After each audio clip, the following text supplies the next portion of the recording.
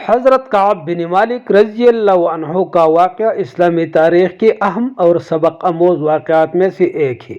یہ واقعہ خاص طور پر غزوہ تبوک کے موقع پر پیش آیا جب حضرت کعب بن مالک، جو کہ ایک سچی اور مخلص صحابی تھی، بغیر کسی شرعی عذر کے اس غزوہ میں شریک نہ ہو سکی۔ واقعہ کی تفصیل کچھ یوں ہے۔ غزوہ تبوک 9 ہجری میں پیش آیا۔ یہ جنگ سخت گرمی کے موسم میں ہوئی اور مدینہ سے تبوک کا سفر طویل اور مشکل تھا۔ نبی کریم صلی اللہ علیہ وسلم نے صحابہ کرام کو اس جنگ میں شرکت کی بھرپور ترغیب دی اور سب صحابہ نے اپنی استطاعت کے مطابق بھرپور تیاری کی۔ کعب بن مالک رضی اللہ عنہ بھی مالدار اور صحت مند تھے اور ان کے پاس سواری کا بندوبست بھی تھا، لیکن وہ کسی وجہ سے تیاری نہ کر سکے۔ وہ ہر روز ارادہ کرتے کہ کل تیار ہو جاؤں گا، لیکن یوں ہی وقت گزرتا گیا اور آخرکار لشکر اسلام تبوک کی طرف روانہ ہو گیا اور وہ پیچھے رہ گئی۔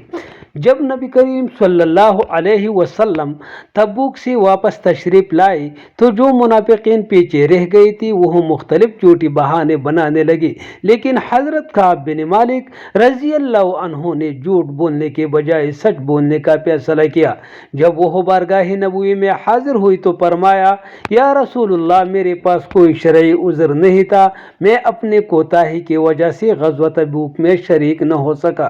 نبی کریم صلی اللہ علیہ وسلم نے ان کی سچائی سن کر فرمایا کہ یہ شخص سچ کہہ رہا ہے۔ پھر اللہ کے حکم کے مطابق حضرت کعب بن مالک اور ان کے دو ساتھیوں حضرت مرارہ بن ربیع رضی اللہ عنہ اور حضرت ہلال بن امیہ رضی اللہ عنہ کو مسلمانوں سے 50 دن کے لیے الگ کر دیا گیا۔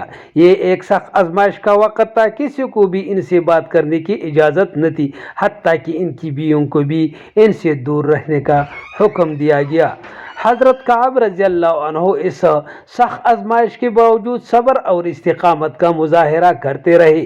آخرکار 50 دن بعد اللہ تعالیٰ نے ان کی توبہ قبول فرمائی اور قرآن کی آیات نازل ہوئی اور ان تینوں پر بھی اللہ رب العزت نے مہربانی فرمائی، جن کا معاملہ ملتوی کر دیا گیا تھا، یہاں تک کہ جب زمین اپنے وسعت کے باوجود ان پر تنگ ہو گئی اور ان کی جانیں بھی ان پر بوجھ بن گئی اور انہوں نے سمجھ لیا کہ اللہ سے بچنے کے لیے اس کے سوا کوئی جائے پناہ نہیں، تو اللہ نے ان پر مہربانی فرمائی تاکہ وہ توبہ کرے۔ بے شک اللہ ہی توبہ قبول کرنے والا مہربان ہے۔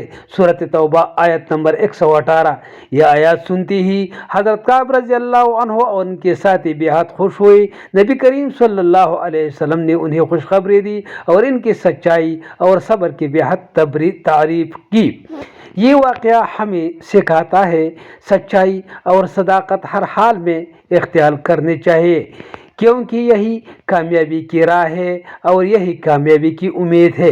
آزمائش اور مشکلات میں صبر اور استقامت کا مظاہرہ کرنا چاہیے، کیونکہ بے صبری سے کچھ نہیں ملتا ہے اور اللہ رب العزت صبر کرنے والوں کے ساتھ ہے۔ اللہ تعالیٰ اپنے بندوں کی سچی توبہ کو قبول فرماتا ہے۔ نفاق اور جھوٹ سے بچنا چاہیے، کیونکہ یہ انسان کو ذلیل اور رسوا کر دیتا ہے اور ماں سوائے ناکامی سے کچھ نہیں ملتا ہے۔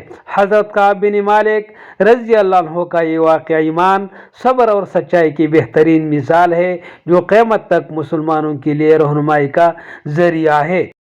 اے اللہ، ہمارے بھی توبہ قبول فرمائے اور ہم کو جنت میں داخل فرمائے، آمین۔